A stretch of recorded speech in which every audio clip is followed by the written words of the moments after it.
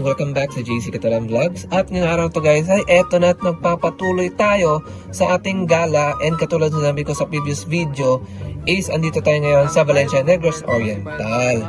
At specifically nandito tayo ngayon sa Canto Corridas Camping Ground. At eto na, wala na pa intro-intro, nandito na tayo.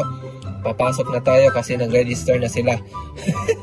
So ang kasama nga pala natin sa gala nito ay ang mga friends ni and syempre friends ko na rin. So nakarating kami dito mga 7 PM na kasi madami pa kami dinaanan. Hindi ko na nakuna ng video kasi sobrang busy nila. Bale, may entrance fee nga pala sila na 35 pesos and 75 pesos naman kung mag-overnight kayo. So magdala na kayo ng hammock, kumot, banig, tent, kung ano-ano pa para matulugan nyo. Kasi may mga kubo din naman sila na pinaparentahan dito. At eto na, iinita na ang ating mga karne at isda.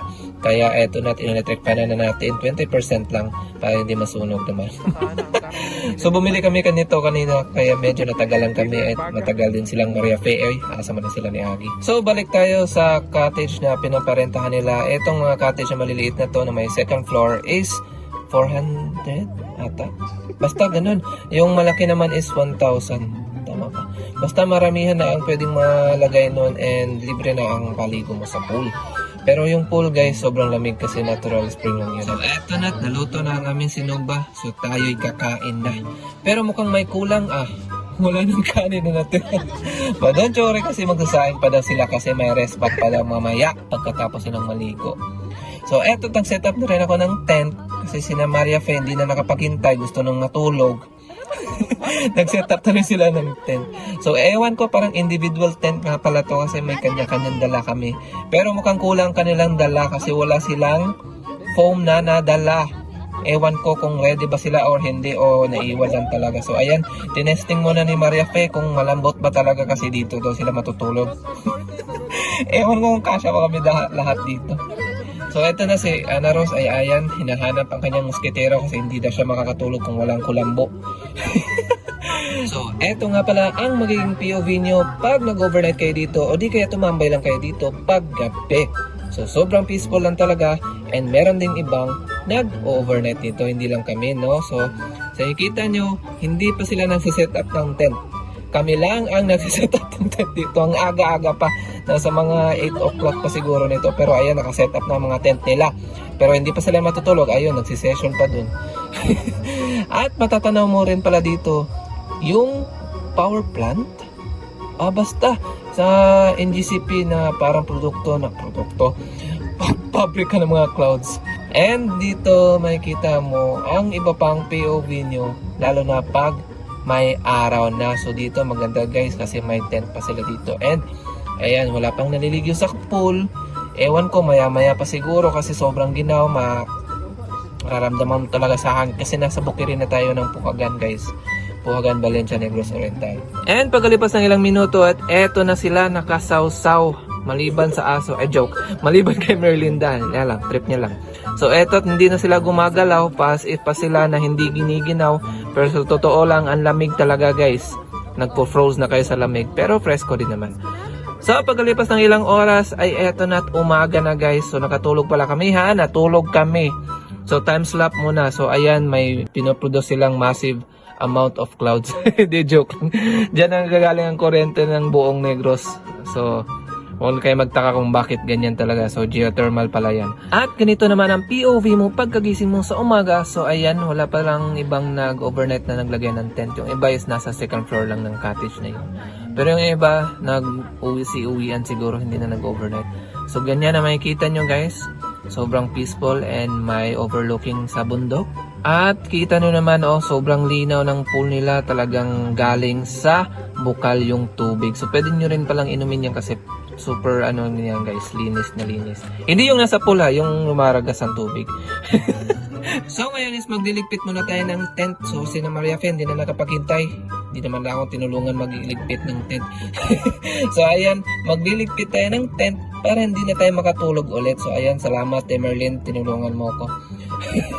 So habang nagliligpit tayo ng tent is nagpe-prepare din naman sila ng pangagahan natin and nag-iinit na rin ng tubig para pang kape. So actually guys, yung ibang nag-overnight dito is nasa second floor na tulog. Ayan, nakita nyo may second floor. So hindi na sila nag-set up ng tent. Pero may nag-set up din ng tent dun sa unahan. So itutur muna kayo, no?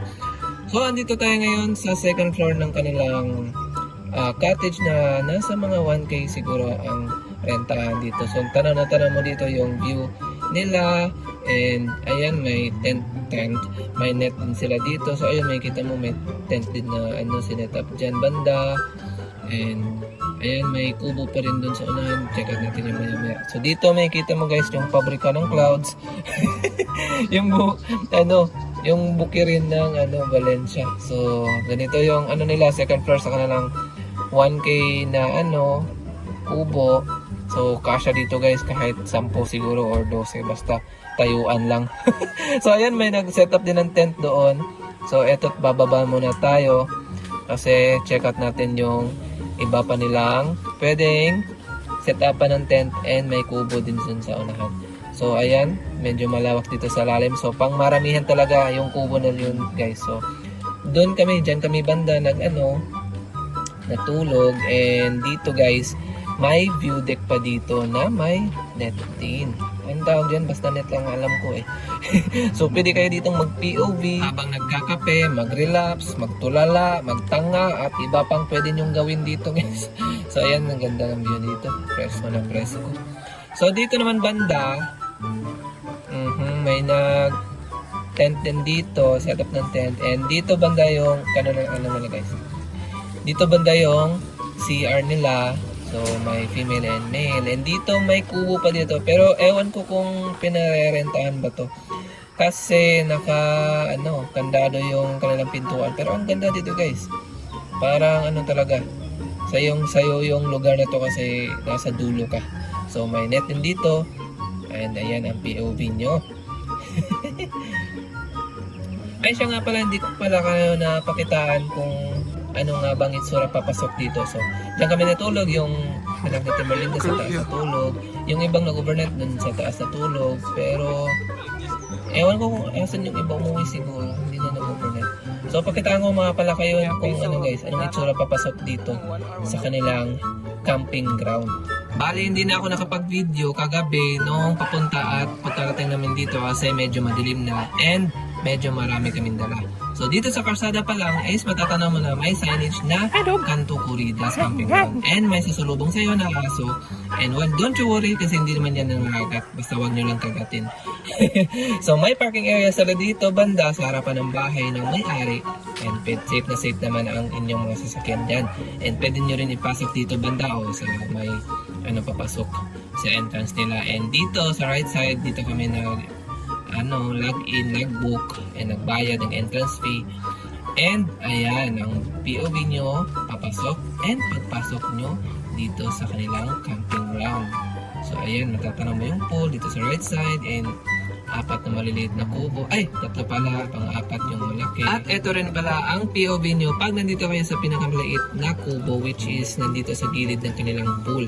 Pinakamaliit kasi wala siyang second floor guys na pwede nyo tulugan, pero pwede kayo mag-set up ng tent dito para hindi kayo mabasa ng ulan. And ito rin ang POV nyo pag andito kayo sa taas ng kubo matulog. Pero huwag mag-alala kasi may nakabantay na tuko. Pero sa ngayon, enjoy muna ang ating drone shot.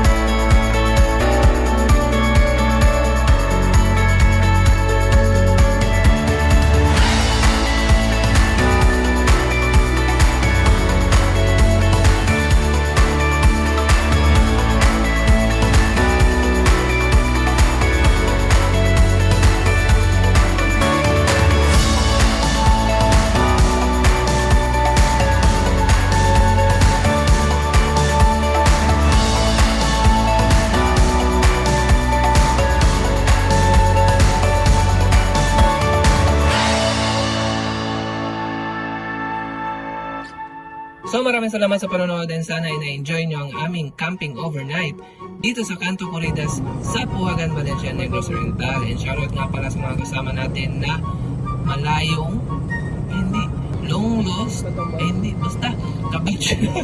Batchmate to na high school ni Ena. So si Merlinda, anak niya si Dominic, at sa pamangkin niya, hindi ko lang pangalan nun. So si Ana Rose din pala, si Maria Fiat, sa kanyang partner na si Angelo, sorry.